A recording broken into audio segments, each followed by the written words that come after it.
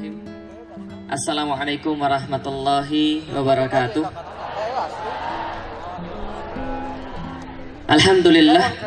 Alhamdulillahi rabbil alamin. Wassalatu wassalamu ala asrafil anbiya'i wal mursalin wa ala alihi wa sahbihi wa man da'a bida'watihi wa iltazamma bitariqatihi wa tarasama khutahu jalal aqidatan islamiyatan asasan fikratih wa ahkama syar'iyatan miqyasan a'malih wa masdarani ahkamih. Asyhadu an la ilaha illallah wa asyhadu anna muhammadan abduhu wa rasuluhu la nabiyya ba'da. Alhamdulillah, puji dan syukur senantiasa kita panjatkan kepada Allah Subhanahu wa ta'ala atas rahmat dan karunia-Nya, atas perkenanannya, atas inayahnya, atas bimbingannya, atas hidayahnya. Kita semua bisa hadir di sini bermuajahah satu sama lain. Allah perkenankan bagi kita sakinah dalam majelis ini, sehingga Allah masih membuat kita betah walaupun mungkin pada hari ini ada beberapa yang merasa panas. Allah masih membuat kita lapang walaupun pada hari ini teman-teman berdesak-desakan. Kita memohon kepada Allah Subhanahu wa ta'ala, mudah-mudahan apa yang Allah karuniakan pada kita yang terbaik pada hari ini, yaitu adalah keimanan, mampu kita jaga di dalam hati kita, mampu kita pelihara di dalam diri kita. Dan mudah-mudahan ketika kita menghadap kepada Allah Subhanahu wa ta'ala, kalimat terakhir yang kita ucapkan adalah kalimat tauhid la ilaha illallah Muhammadur Rasulullah. Salat dan salam semoga tercurah dan terlimpahkan kepada baginda Nabi besar Muhammad sallallahu alaihi wasallam, manusia mulia yang senantiasa jadi panutan kita, teladan kita, terkumpul seluruh kebaikan dan tidak ada satupun yang keluar daripada lisan beliau kecuali adalah kebenaran. Setiap amal-amal beliau adalah amal-amal yang saleh, dan kita memohon juga senantiasa kepada Allah, ya Allah, mudah-mudahan kita mampu untuk senantiasa menjadikan Rasulullah sallallahu alaihi wasallam sebagai kekasih kita, menjadikan Rasulullah sebagai panutan kita, dan tidak hanya kita mengakui bahwa kita adalah bagian daripada umat beliau, tapi mudah-mudahan beliau pun mengakui kita adalah bagian daripada umatnya. Kelak di yaumil kiamat kita memohon kepada Allah, ya Allah, mudah-mudahan Rasulullah mengenali kita sebagai bagian daripada umatnya, dikelompokkan menjadi orang-orang yang berbaris di belakangnya, berdiri di bawah bendera-benderanya, dituntun oleh beliau masuk ke dalam surganya Allah bersama-sama dengan Rasulullah sallallahu alaihi wasallam. Kita bisa memandang wajah Allah, tidak ada lagi kenikmatan setelah hari itu, dan mudah-mudahan kita memasuki surganya bersama-sama, amin. Alhamdulillah, puji dan syukur sekali lagi kita panjatkan kepada Allah Subhanahu wa ta'ala. Allah pada hari ini tidak hanya karuniakan kepada kita nikmat keimanan, tapi Allah karuniakan kepada kita nikmat ukhuwah. Pada hari ini saya bisa menjumpai saudara saya Ustadz Hanan. Oh, ini anaknya, Masya Allah. Bisa menjumpai saudara saya Kang Edwin, juga dari kemudian pejabat-pejabat dari Pemda Garut. Dipertemukan dengan idola saya pas waktu kecil, ini Kang Daan.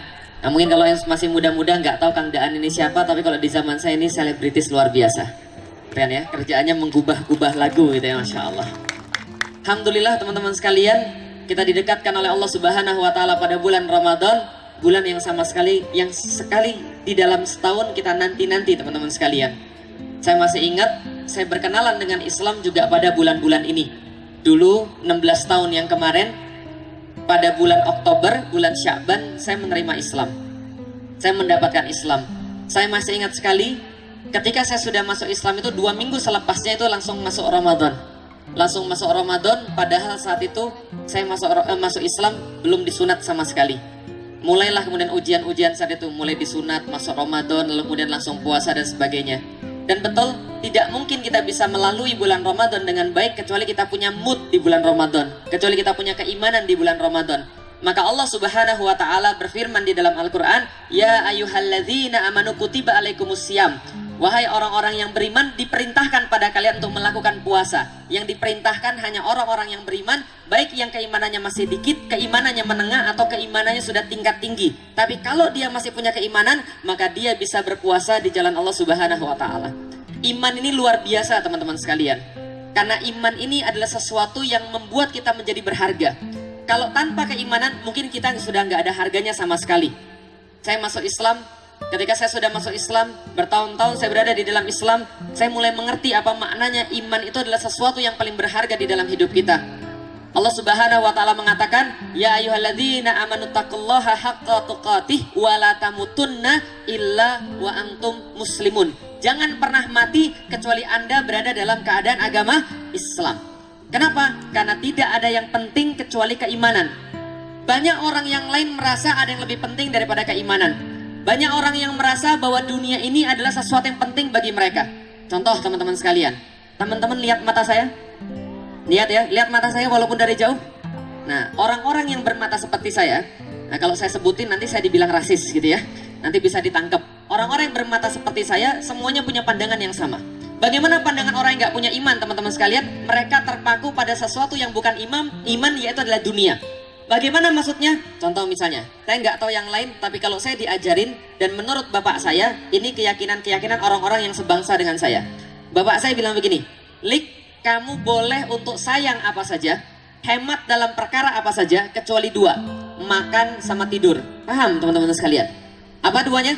Makan sama tidur. Jadi apapun boleh dihemat, kecuali dua, makan sama tidur, kamu nggak usah hemat dalam bidang itu. Kenapa? Karena orang-orang yang sebangsa dengan saya, yang semata dengan saya, mereka mengatakan kenikmatan di dunia itu cuma bisa didapat dengan dua hal. Kalau dua hal sudah didapat, maka sudah nikmat dunia. Apa tadi? Makan sama tidur. Makanya coba lihat orang-orang itu ketika dia melakukan sesuatu, dia punya hitung-hitungan. Nama hitung-hitungannya Feng Shui. Pernah tahu Feng Shui? Oh belum tahu? Gampangnya gini lah. Kalau ada orang-orang yang mau buat rumah, lalu mau menikah, membuat usaha, usahanya kayak apa, biasanya perhitungannya namanya Feng Shui. Feng Shui artinya Feng artinya angin, Shui artinya air. Karena mereka menganggap yang membawa rezeki adalah air, yang membawa kejelekan adalah angin. Karena maklum pada zaman itu kerjaan orang-orang sana adalah karena namanya daratan itu luas sekali. Kerjaan utama orang-orang itu adalah petani. Kalau petani sangat tergantung dengan air, maka mereka menganggap air adalah rezeki. Dan mereka menganggap angin adalah sesuatu yang buat sial, sesuatu yang bawa kejelekan. Kenapa? Yang petani pasti tahu.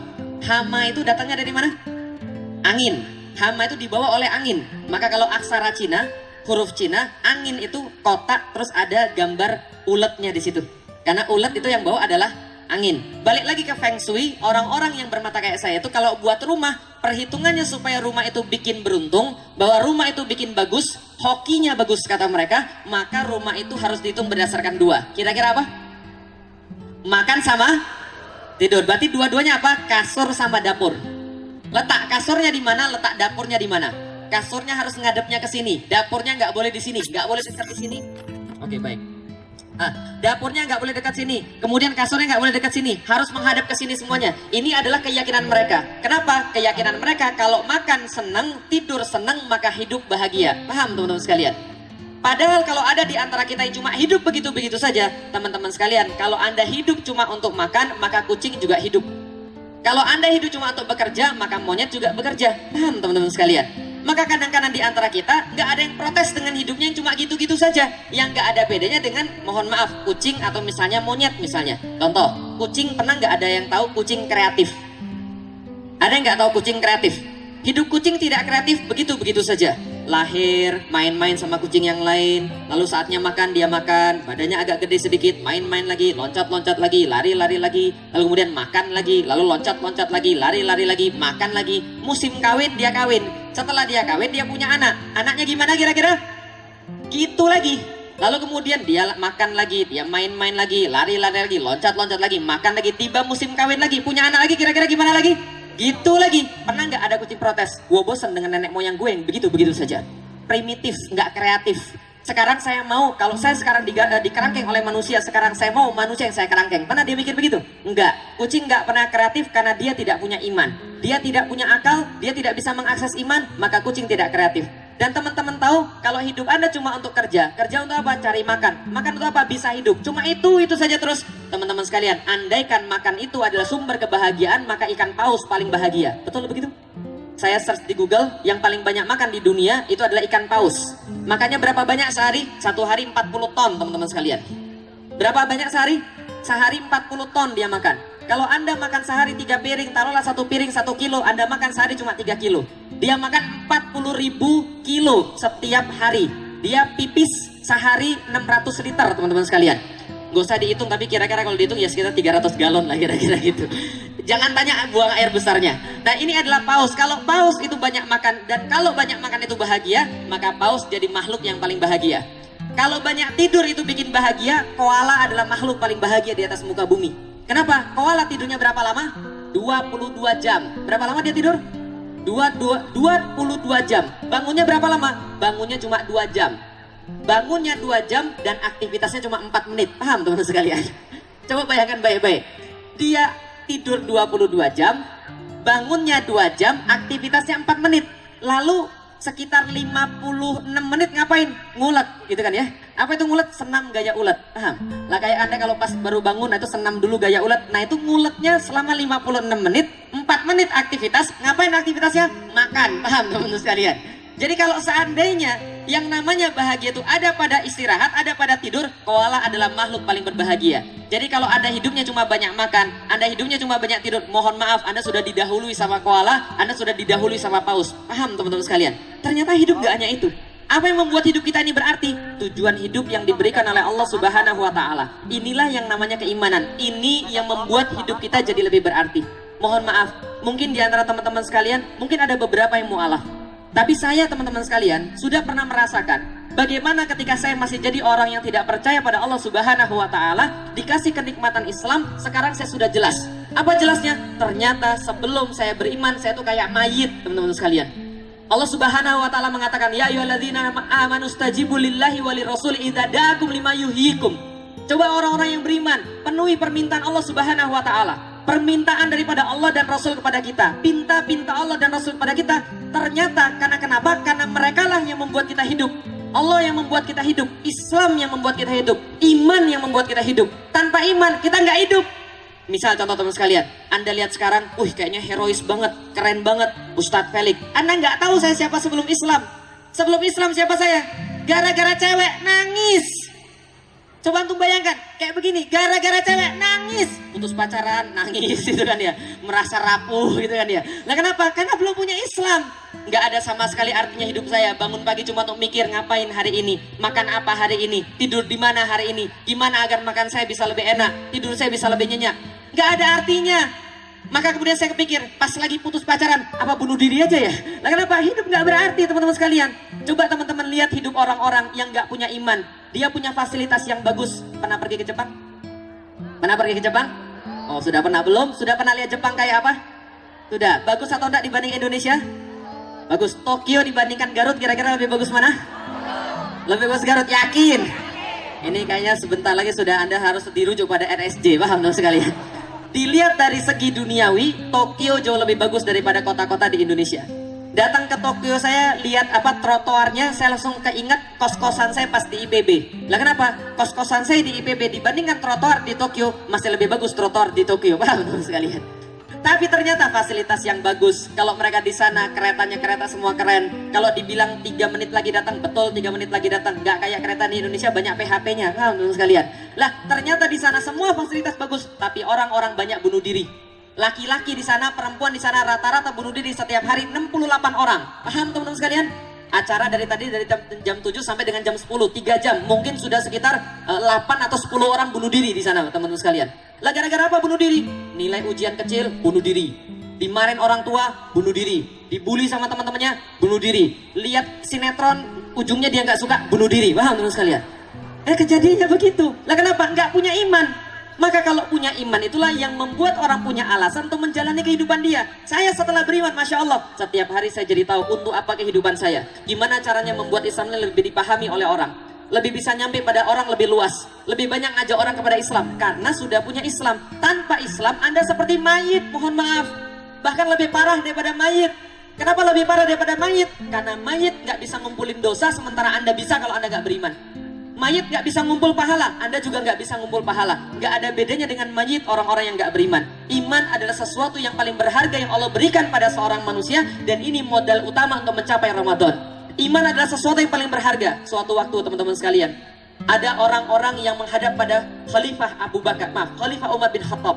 Dibawakan kepada Umar, lalu seluruh gonimah yang mereka dapatkan di Persia. Anda tahu, Persia ini 1200 tahun memimpin dunia. mengumpulkan banyak sekali emas dan perak dari seluruh penjuru dunia, berikut dengan batu-batu yang bertuah, batu-batu permata yang gak terhitung jumlahnya, kemudian dibawakan semuanya ke depan Umar bin Khattab, kemudian disampaikan pada Umar bin Khattab, wahai khalifah, wahai Amirul Mukminin, saksikan kepada engkau ini semua pampasan-pampasan perang, dibukakan kebaikan-kebaikan di dunia kepada engkau yang tidak pernah dibukakan pada orang-orang sebelum engkau.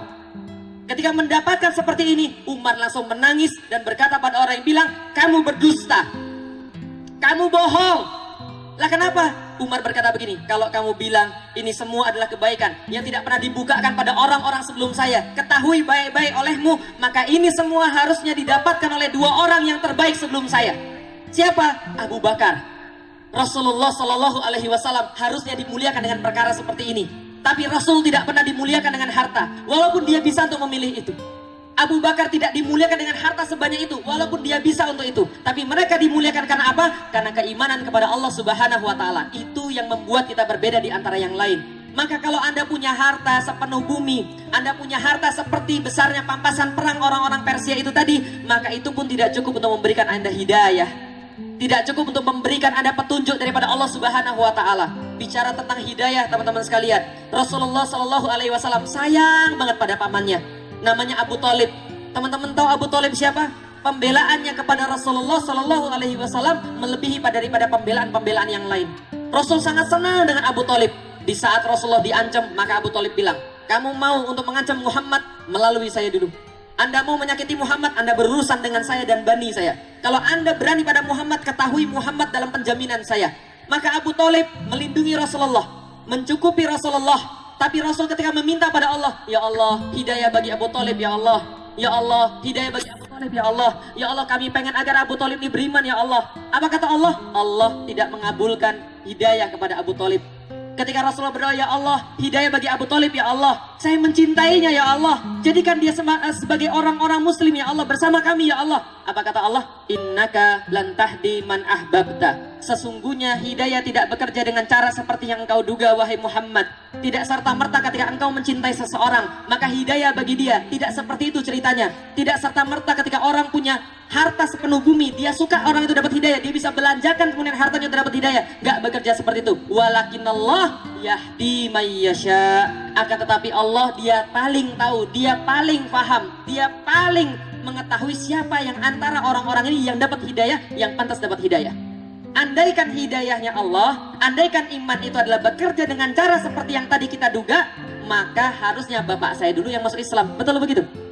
Saya masuk Islam 16 tahun yang lalu, tahun 2002. Saya masuk Islam bukan karena ikut-ikutan, insya Allah.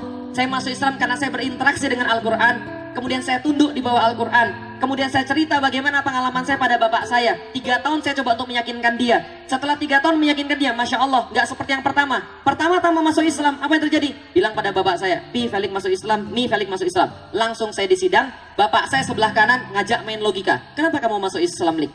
Padahal Islam itu kan kamu sudah tahu, jorok orangnya, kotor, lalu kemudian mereka kalau janji tidak depati, mereka kasar, mereka teroris, mereka suka main pedang dan sebagainya. Lalu kemudian ibu saya di tengah ngajak main emosional. Ibu saya bilang apa? Sudah Lalik, kamu nggak mau kan lihat mamimu mati karena sakit jantung? Udahlah, balik lagi ke agama yang lama. Apakah mami harus bersujud kepadamu supaya kamu balik lagi ke agama yang lama? Bayangkan, rahim yang melahirkan Anda sujud di depan Anda. Sebelah kiri kakak saya. Lalu kemudian sok herois selalu bilang begini, Lik, kalau terjadi sesuatu pada mami dan papi, kamu saya bunuh duluan. Dia bilang luar biasa. Sebelah kanan film action, yang sebelah tengah film drama, sebelah kiri horor. Paham teman sekalian? Menjelaskan kemudian segala sesuatu di dalam Islam. Islam nggak begitu, Pi. Yang papi lihat bukan Islam, yang papi lihat adalah Muslim. Dan Muslim jangan dilihat. Kalau saya lihat Muslim doang, saya nggak akan bakal masuk Islam. Tapi yang saya lihat adalah Islamnya, maka saya memilih Islam. Kemudian saya bilang sama ibu saya teringat dengan kisah yang diceritakan oleh Ustadz saya Fatih Karim kepada saya tentang Sa'ad bin Abi Waqqas. Sa'ad bin Abi Waqqas ceritanya ketika ibunya datang menemukan dia beriman kepada Allah, ibunya bilang begini sama dia, wahai Sa'ad, andaikan kamu tidak mau lagi balik ke agama yang lama, keimananmu yang lama, maka kamu akan saksikan ibumu mogok makan di depan kamu. Dan kamu akan lihat ibumu yang katanya kamu sayang itu mati di hadapanmu gara-gara gak mau makan, gara-gara kamu tidak beriman pada yang lama. Maka Sa'ad bilang pada ibunya, wahai ibu, saya sangat mencintai engkau ibu. Tapi ibu ketahui, kalau ibu membanding-bandingkan antara keimanan dengan ibu, dan ibu tahu, andaikan ibu punya 1000 nyawa, hilang satu persatu di hadapan saya, gara-gara ibu tidak mau makan, maka ibu ketahui, saya akan biarkan 1000 nyawa itu hilang di depan saya demi keimanan saya.